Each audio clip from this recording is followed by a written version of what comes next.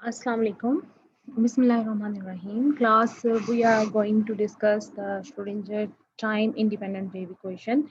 आज से हम जो चैप्टर स्टार्ट करने वाले हैं इसमें हम देखेंगे मुख्तलिफ सिनेरियोज़ को और उनके लिए हम एनर्जी के रिलेशनशिप्स फाइंड आउट करेंगे, चाहे वो कोई पार्टिकल इन अ बॉक्स होगा या कोई फ्री पार्टिकल होगा या सिंपल हार्मोनिक ऑसिलेटर होगा।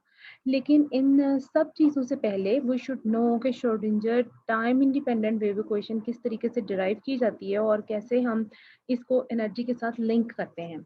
तो श्रोडिंजर ने एक वेव इक्वेशन जो थी वो डेवलप की, जो कि बेसिकली डिस्क्राइब करती थी किसी भी मूविंग पार्टिकल की मोशन को और उसकी वेव नेचर को, यानी पार्टिकल किस तरीके से मूव कर रहा है और उसकी वेव नेचर क्या हो सकती है।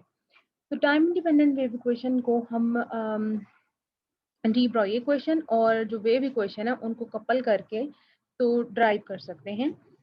कि आमतौर पर हम ये बात करते हैं कि जब भी एक according to de Broglie hypothesis कि जैसे ही कोई पार्टिकल मूव करता है तो वो वेव की तरह से बिहेव करता है जब वो ट्रैवल कर रहा होता है।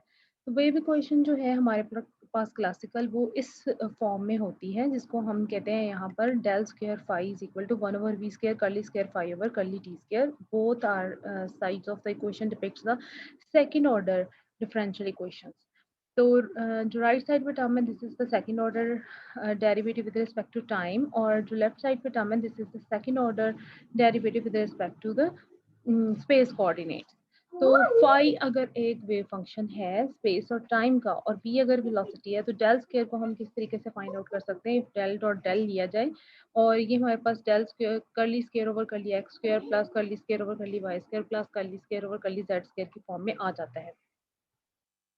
तो वेव इक्वेशन को हम फिर किस तरीके से लिख सकते हैं। हम लिख सकते हैं इसको curly square phi over curly X square plus curly square phi over curly Y square plus curly square phi over curly Z square is equal to 1/v square curly square phi over curly T square. तो हम consider करते हैं कि हमारे पास एक single particle है जिसका कि मास m है and it is moving with the velocity v in the field of forces, जहां पर पोटेंशियल जो है that is v not which is the function of x y and z। तो kinetic energy जो particle की होगी that will be half M V square. तो total energy system की जो है वो हम किस तरीके से उसको डिस्क्राइब कर सकते हैं।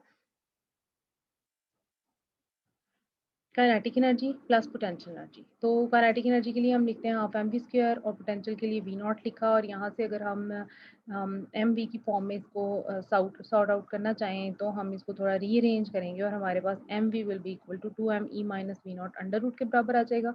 डी ब्रॉय वेवलेंथ जो है it is associated with the moving particle as lambda is equal to H over M we.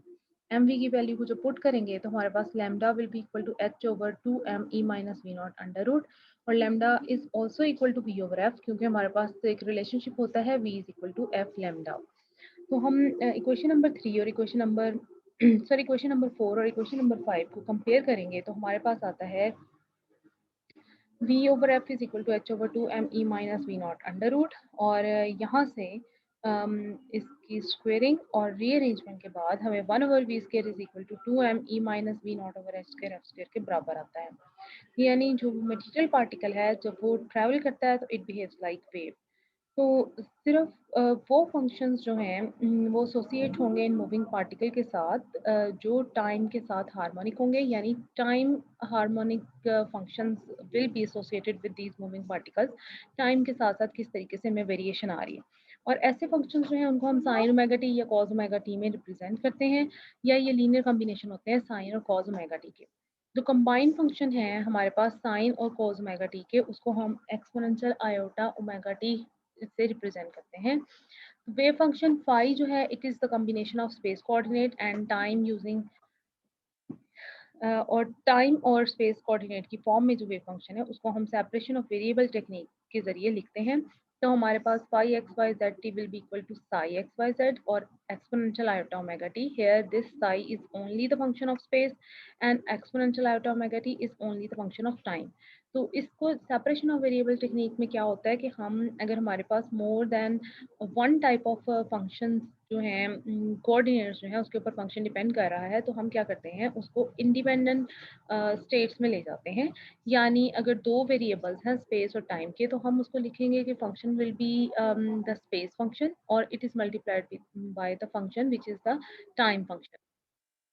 अब हम इक्वेशन नंबर 7 को टाइम के हिसाब से जब डेरिवेशन इसकी करते हैं 2 टाइम्स, तो हमारे पास कर्ली स्क्वायर 5 और कर्ली टी स्क्वायर का जो रिजल्ट आता है वो आता है Sai iota omega square exponential iota omega T minus omega square Sai iota omega exponential iota omega T की फॉर्म में आ जाता है। इसी तरीके से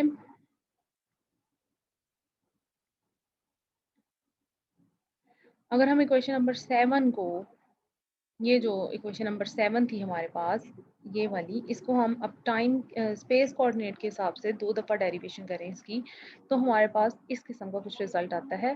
curly square 5 over curly X square plus curly square 5 over curly Y square plus curly square 5 over curly Z square which is equal to curly square psi over curly X square, और ऐसे ही Sai Y के साथ और Z के साथ, और exponential iota omega T आ जाएगा।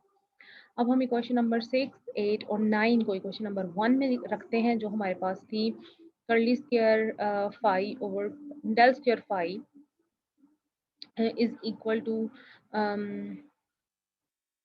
1 over B square curly square 5 over curly T square. ये क्वेश्चन थी हमारे पास, जिसमें हम अब ये सारी जो वैल्यूज़ हैं उसको पुट करेंगे। यहाँ पर स्पेस कोऑर्डिनेट के हिसाब से है, तो ये हमारे पास curly square psi over curly X square plus curly square psi over curly Y square plus curly square psi over curly Z square exponential iota omega T आ जाता है।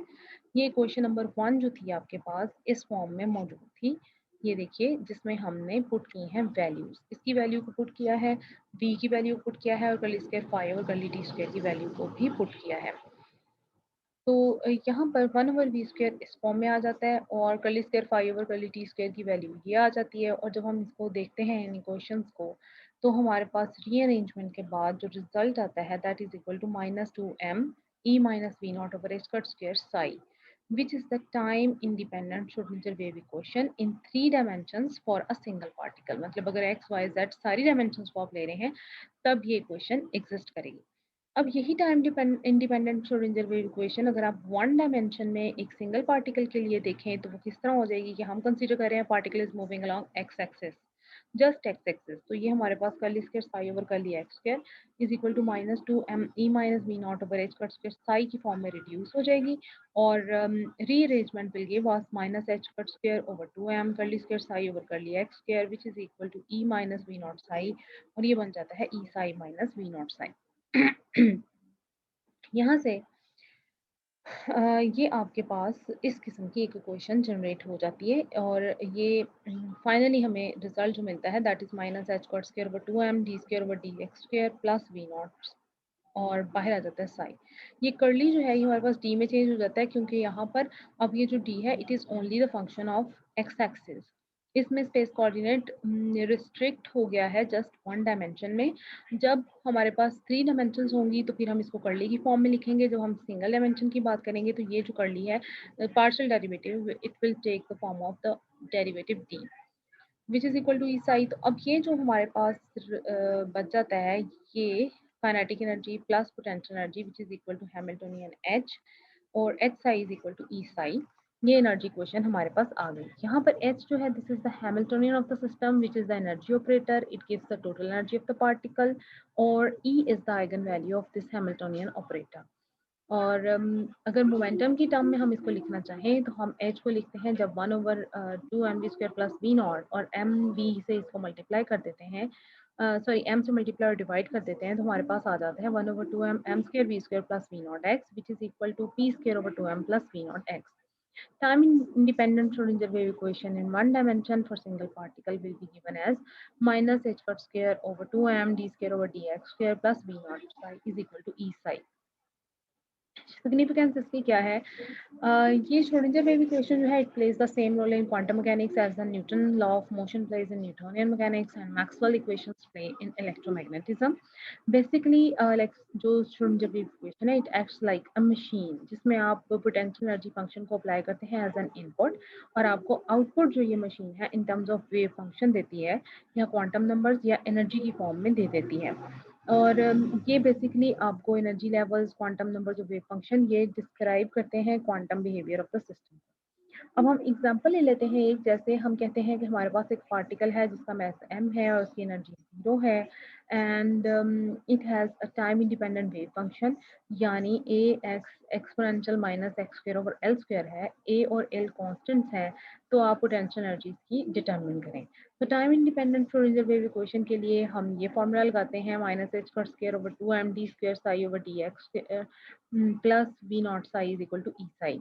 तो जब हम D square over D X square derivative 2 times derivative लेते हैं with respect to x इस wave function का, तो हमें जो रिजल्ट मिलता है that is equal to 2h bar square over M L की power 4 X square minus 3l square over 2 which is equal to V not, यानी कि पोटेंशियल। यही हमने इसमें डिटरमिन करना था कि पोटेंशियल एनर्जी पार्टिकल की कैसी है। तो ये हमारे पास टाइम इंडिपेंडेंट श्रोडिंगर इक्वेशन थी। कल हम देखेंगे कि टाइम डिपेंडेंट जो हमारे पास वेव इक्वेशन है सिंगल पार्टिकल की, वो किस तरीके से एग्जिस्ट करती है। तो आज के लिए यही हमारा लेक्चर जो है यहीं पर एंड हो